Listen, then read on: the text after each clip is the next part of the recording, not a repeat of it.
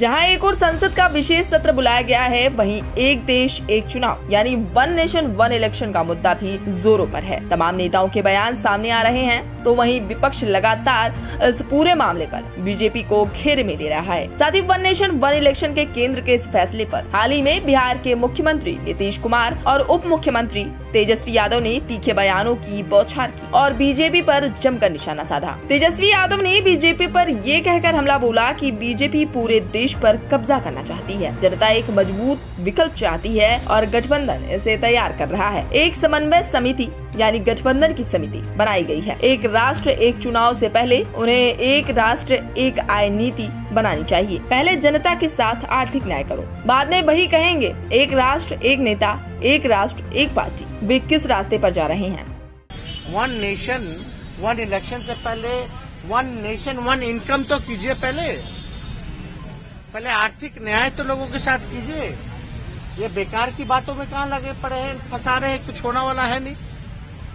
इसलिए बात अगर होनी चाहिए तो लोगों के आर्थिक न्याय की होनी चाहिए, वन नेशन वन इनकम होना चाहिए लोगों के साथ। और अभी मान लीजिए क्या कर रहे हैं, ये तो चाहते ही है ना कि भाई इन लोगों का कब्जा पूरे देश भर में हो। तो वहीं बिहार के मुख्यमंत्री नीतीश कुमार ने भी विपक्षी गठबंधन की आगे की रणनीति के बारे में जानकारी देते हुए कहा कि कई विषयों पर चर्चा हुई है और जानकारी लोगों तक सही समय पर पहुंचाई जाएगी। उन्होंने अपडेट किया कि इंडिया अलायंस ने 2 अक्टूबर को महात्मा गांधी की जयंती मनाने के लिए एक राष्ट्रव्यापी कार्यक्रम आयोजित करने की योजना बनाई है। उन्होंने भाजपा पर विपक्ष से डरने और मीडिया को अपने नियंत्रण में करने का भी आरोप लगाया है। सीट शेयरिंग में कोई प्रॉब्लम नहीं। आप देखिए ना, आपस में बातचीत हो चुकी है और इंटरनली बहुत जल्दी वो सब काम शुरू हो जाएगा। वो सब की चिंता मत करिए, वो सब तो करके बताया जाएगा। और हम लोगों ने तो तय कर लिया है कि इसी महीने सब चीज तय कर लीजिए। और 2 तारीख को बापू के जन्म दिवस के अवसर पर पूरे देश में हम लोग अपना एक कार्यक्रम करेंगे कि ताकि एकजुट होकर के हम लोग आगे बढ़ेंगे। सब तय हो चुका है।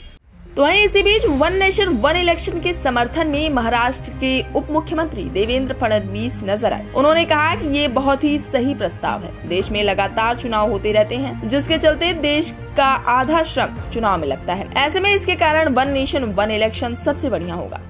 वन नेशन वन इलेक्शन ये बहुत ही सही इस प्रकार का प्रस्ताव है।